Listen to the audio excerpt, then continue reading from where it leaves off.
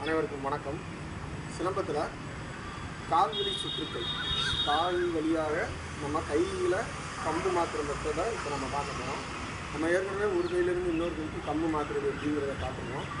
அதாவது வலது கையில் ரொட்டேஷன் போட்டு ஆரம்பித்தோம்னா இடது கை வெட்டு பகுதிக்கு வரும்போது கையை நம்ம திருப்பி இடது கைக்கு மாற்றுறோம். திருப்பி இடது கையை சுற்றி வலது கைக்கு வரும்போது கம்பை மாற்றுறோம். இந்த கை மாற்று முறைகளை நம்ம ஏற்கனவே பார்த்துருக்கோம் வீடியோஸில். அதை பயிற்சி செஞ்சீங்கன்னா இதே மெத்தடில் கால் வழியாக இப்போ நம்ம கம்பை மாற்றணும். இதுக்கு வலது கையில் கம்பை ரொட்டேட் பண்ணுறோம்னா வலது கையோட அறுப்பு வீச்சு முடிஞ்சு இடது கையோட இடதுபுற வெட்டு வீச்சுக்கு கம்பு வரும்போது நம்மளோட இடது காலை ரைஸ் பண்ணுறோம்.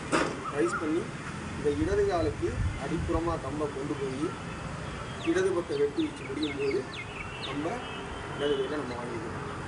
திருப்பி இடது பக்கம் வீச்சு முடிஞ்சு வலது பக்க வெட்டு வீச்சுக்கு கம்பு வரும்போது வலது காலை ரைஸ் பண்ணி வலது பக்க வெட்டு வீச்சை காலுக்கு அடியில் கூடி போட்டு நம்ம கையில் வலது கையில் கம்பை வாங்கணும். இன்னொரு தடவை ஸ்லோ மோஷனில் சொல்ல பாருங்கள். நம்ம நார்மலாக கை மாற்றுற மெத்தடில் இந்த வெட்டு வீச்சில் நம்ம கையை மாற்றுறோம்.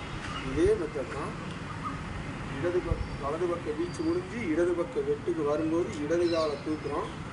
தூக்கி இடது பக்க வெட்டு வீச்சு வரும்போது கையை மாற்றுறோம். அதே மாதிரி இடது பக்க வீச்சுக்கு வலது பக்க வெட்டு வீச்சுக்கு வரும்போது கையை மாற்றுறோம். உதாரணமாக போட்டோம்னா நம்ம முதல் வீச்சு முறைகளை போடுறோம். போட்டு வலது பக்க வீச்சு முடிஞ்சு இடது பக்க வெட்டு வீச்சுக்கு வரும்போது கையை மாற்றுறோம். திருப்பி இடது கையில் கம்பை ரொட்டேட் பண்ணி வலது பக்க வெட்டு வீச்சுக்கு வரும்போது கையை மாற்றுறோம்.